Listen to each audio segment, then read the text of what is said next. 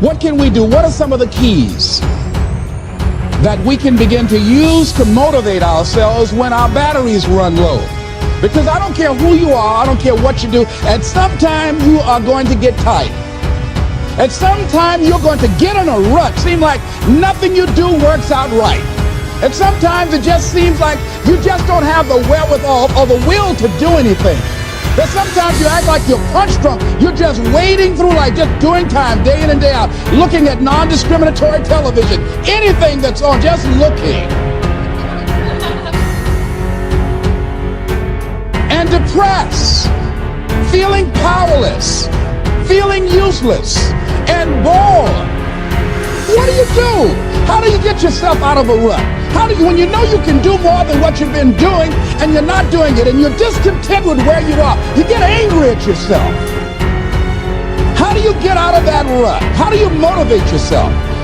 One of the things that we must do is that we must be involved in working on achieving self-mastery.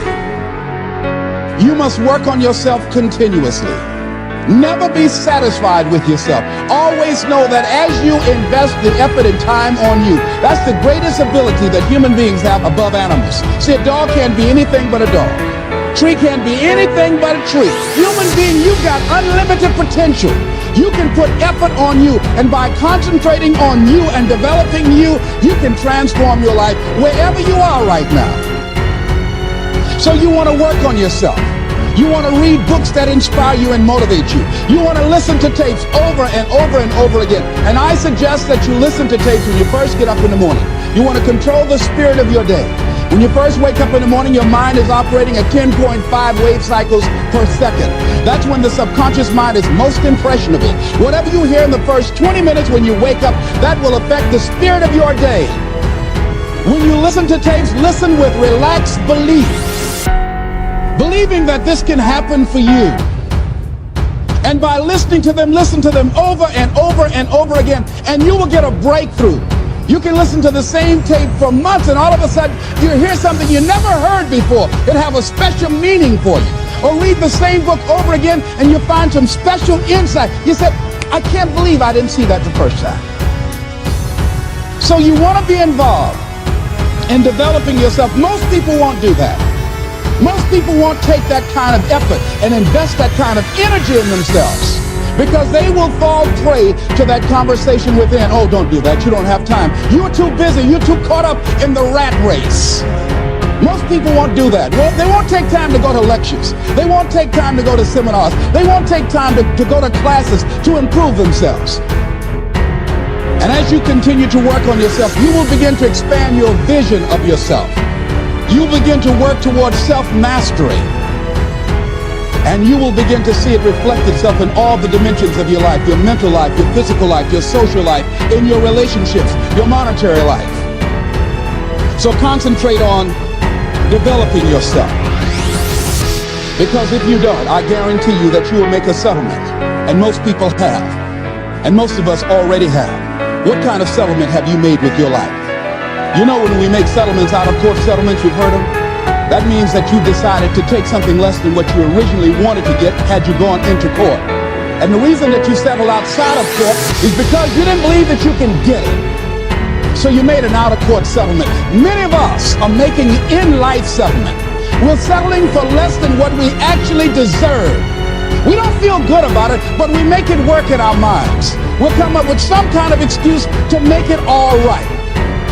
What kind of settlement have you made with your life? Many of us settle for less than what we want out of relationships because we don't have the courage to change them. Next thing is that you want to monitor your inner conversations. The things that you say to yourself. You want to watch them, and in watching them, you want to take charge. A friend of mine told me this evening, and she did it excellently. She said, I didn't want to come tonight. I was feeling so depressed. And I said, I'm going anyhow. See, that was the conversation. Oh, you really don't feel like it. You really don't need to do it. You don't really need to read anything. Forget all that. That's that inner conversation. Oh, you don't need to worry about trying to go into your own business. Forget that. You can't do that. What if you lose everything you've got? That inner conversation that stops you from doing the things you want to do less, don't do that. How can you possibly think about being a motivational speaker? You don't have the contacts, you don't have the money, you don't know the right people, you're going to get up there and your mind's going to go blank. Forget all that. You remember that time you got up before some people and you panicked? You stood up and your mind sat down? Don't you remember? And I said, yes. And then I said, shut up. So you got to learn to stand up to yourself inside yourself and short circuit, override that conversation that's always going on. 85% of what that conversation will tell you is negative. It's negative. It will tell you you're tired when you really are not tired. It will tell you you can't do it. It will fill you with fear. So you've got to watch that conversation. And when you find it going on, you've got to stand up to it and say, I'm going to do this anyhow. I'm afraid, but I'm afraid not to do it. And I'm not going to let you stop me. In order to begin to find some keys to self-motivation to drive yourself, in addition to working on yourself, and as you work on yourself, you feel good about yourself, and as you feel better about yourself, you treat yourself differently. Develop a health plan. See, you can't feel well and do well if you don't have good health. You can't perform if you don't have your health. Your health is valuable. Develop a health plan, a plan that you will follow, because this is the only vehicle that you have to carry you through this experience called life. And you want to take good care of it because you love you enough, you care enough about you. And that's not easy. It is not easy having a health plan and sticking to it. But you're worth it doing it again and again and again. I have lost 22 pounds several times. I always do it. I love potato chips. People who know me know I love M&M peanuts. I love peanut butter and jelly sandwiches. I love my mother's sweet potato pie. I love this. It's not always on my health plan, but I put it on there sometimes. I said life is too short to go without sweet potato pie. If I go tonight, I want you to slip a slice of sweet potato pie in my casket. And watch the smile on my face. Next thing is, as you take care of yourself, the next key is keys to motivation, to self-motivation. You want to live life with energy and passion. You want to make a conscious effort to be lively. See, in life, you either saying hello or goodbye. You either on the way or in the way. Leave dead people alone. Some folks just walking around looking saying, how you doing, honey? Stay away from these people. Just go away from them. It affects you.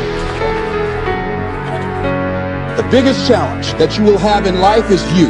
There's an old African proverb that says, if there's no enemy within, the enemy outside can do us no harm. The next thing that is a key to self-motivation is that you've got to ask yourself, what do I want out of life? What do you want out of life? What do you want out of a job? What do you want out of a career? What do you want out of a relationship? What do you want? What gives you your life? How will you know when you got it? What will make you happy? You need to know. You need to start asking yourself some questions. What do I really, really, truly want? You need to be exact about that. Don't be vague. Oh, I just want to be happy. That's too vague. What will make you happy? How will you know when you got it? Zero in on it. Be exact. Be specific. And as you do that, that will stimulate that superconscious mind, or the reticular activating system of your mind, that will begin to find those things, to identify with it. And once you begin to determine that which you want, take the time to write it down. Don't just think about it. Write it down. That is a subjective process that engages the subconscious mind. Write it down. Once you write it down, read it 3 times a day, morning, noon, and night.